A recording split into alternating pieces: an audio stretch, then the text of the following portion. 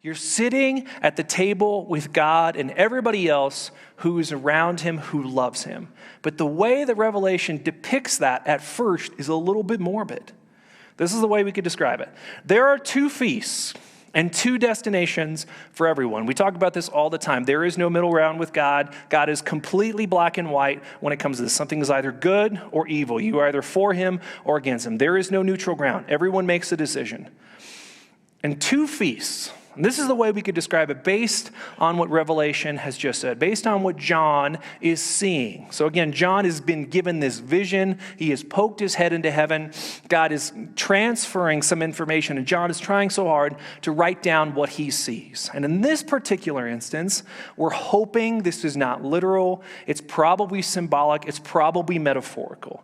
But here's a way to describe it. There are two feasts and two destinations for everyone. The first one is this. We will either be at the table as the bride of Christ, and we will be saved. So the bride of Christ comprises all Christians, the nation of Israel, in terms of who God has kept for his remnant self. I don't quite all understand that, so don't ask me about it. But clearly he has made a way for Jews who have believed in him to be in heaven.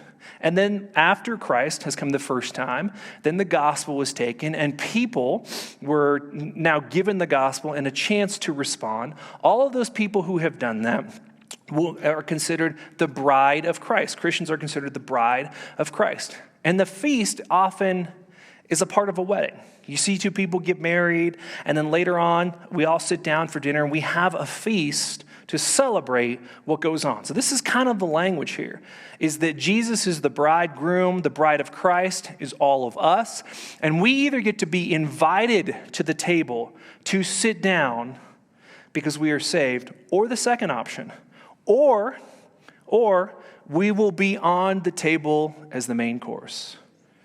Ugh. And again, I'm guessing this is symbolic because some of you are like, I'm out. Christianity's too weird. Not going to eat people. Sorry. That's where I draw the line. I can be okay with the dead Messiah. I can be okay with we celebrate his death, which is kind of weird. I can be okay with the blood stuff. But this is where I draw the line. I'm not going to eat people. I'm sorry.